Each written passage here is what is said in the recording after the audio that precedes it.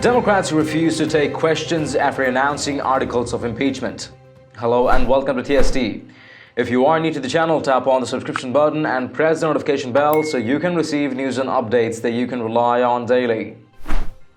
House Democrats on Tuesday unveiled 2 articles of impeachment against President Trump but refused to take questions after the announcement, calling into question the level of confidence they have in their collective decision.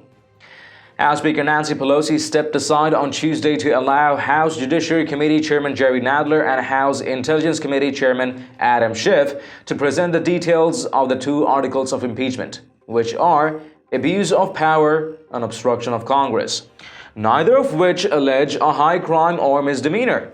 Notably, there was no mention of bribery, extortion, or treason either. The Speaker was also flanked by committee chairs Eliot Engel, Maxine Waters, Carolyn Maloney, and Richard Neal. However, the Democrats refused to take a single question following their announcement and did not indicate when the text would be released, despite their purported devotion to transparency and solemn duty to hold political leaders accountable. Today, in the service to our duty to the Constitution and to our country, the House Judiciary Committee is introducing 2 articles of impeachment, charging the President of the United States of committing high crimes and misdemeanors, Nadler stated during the brief press conference. It is an impeachable offense for a president to use the powers of his office to seek a personal benefit, he added. Adam Schiff, during his announcement, said Democrats cannot wait for the next election cycle to play out because it would essentially allow Trump to cheat in one more election, a subtle reference to the debunked Russia collusion narrative.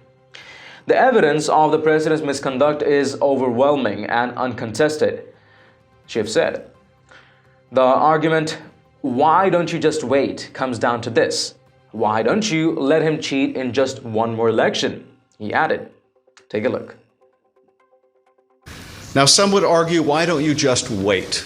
Why don't you just wait until you get these witnesses the White House refuses to produce? Why don't you just wait until you get the documents the White House refuses to turn over? And people should understand what that argument really means. It has taken us 8 months to get a lower court ruling that Don McGahn has no absolute right to defy Congress. 8 months for one court decision. If it takes us another 8 months to get a second court or maybe a Supreme Court decision, people need to understand that is not the end of the process. It comes back to us and we ask questions because he no longer has absolute immunity, and then he claims something else, that his answers are privileged and we have to go back to court for another 8 or 16 months. The argument, why don't you just wait, amounts to this: why don't you just let him cheat in one more election? Why not let him cheat just one more time? Why not let him have foreign help just one more time? That is what that argument amounts to.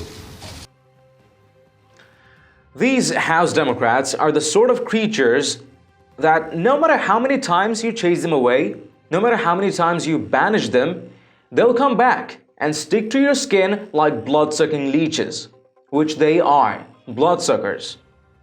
Let us know your thoughts in the comments down below.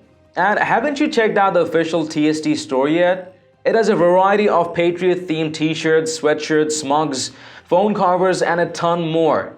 Make sure to give it a check and maybe help us out by picking some products for yourself and your loved ones. It does make a huge difference to what we're doing.